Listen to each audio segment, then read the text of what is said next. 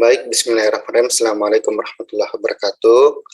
Baik, di praktikum kali ini kita akan mempraktikumkan pada exercise 3, khususnya untuk activity 3, di mana untuk tujuan dari eksperimen ini, di mana teman-teman dapat mendefinisikan istilah potensial aksi, saraf, akson hilok, zona pemicu, dan ambang batas.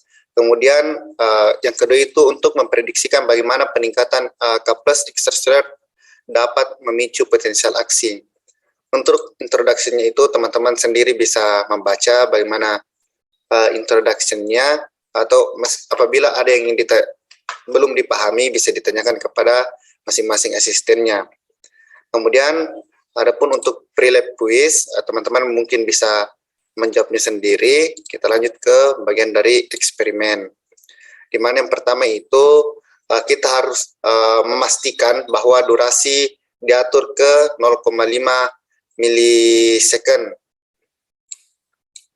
0,5 milisecond. Kemudian setelah itu kita atur tegangan pada stimulator dengan menjadi 10 milivolt dengan mengelik tanda plus ini. Kemudian setelah itu perhatikan bahwa tegangan ini menghasilkan arus yang dapat merangsang neuron, menyebabkan depolarisasi neuron, yaitu beberapa milivolt perubahan potensial membran. Kemudian setelah itu kita memencet single stimulus. Nah, kemudian setelah kita berikan denyut nadi, kita amati bagaimana hasil pada monitor. Setelah itu kita perhatikan bahwa elektroda perekam R1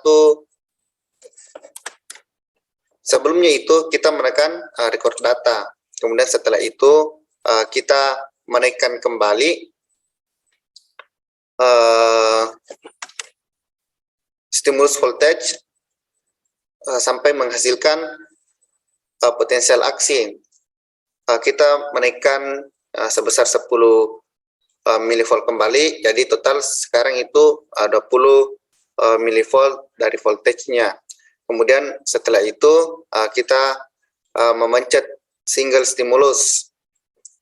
Nah, setelah kita mencet single stimulus, kita dapat melihat adanya peningkatan dari voltage pada R1 dan R2. Setelah itu kita kembali memencet record data. Setelah kita mencet record data, maka kita menjawab pertanyaan-pertanyaan yang di samping, misalkan kita menjawab bagian C. Kemudian setelah itu kita submit. Kemudian setelah itu untuk selanjutnya kita mengamati efek peningkatan bertahap dari tegangan stimulus. Kita menambahkan kembali 10 milivolt, kemudian kita kembali memencet single stimulus. Kemudian kita menambahkannya kembali, kemudian kita record data, kemudian kita menambahkan kembali 10 sampai voltage-nya mencapai 50. Kemudian kita mencet kembali single stimulus.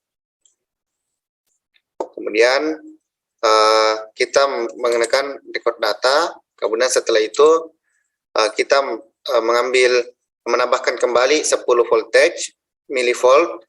Kemudian kita mencet single stimulus.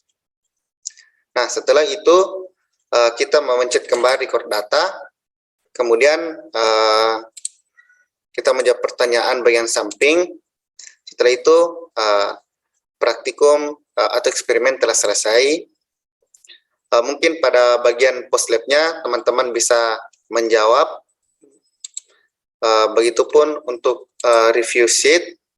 Kemudian yang terakhir itu untuk lab report, teman-teman bisa men-save PDF ini untuk laporan praktikumnya nanti dengan format kelompok, kemudian nama, kemudian NIM. Mungkin sekian dari praktikum kali ini. Billahi fi sabil haq, fastabiqul khairat. Wassalamualaikum warahmatullahi wabarakatuh.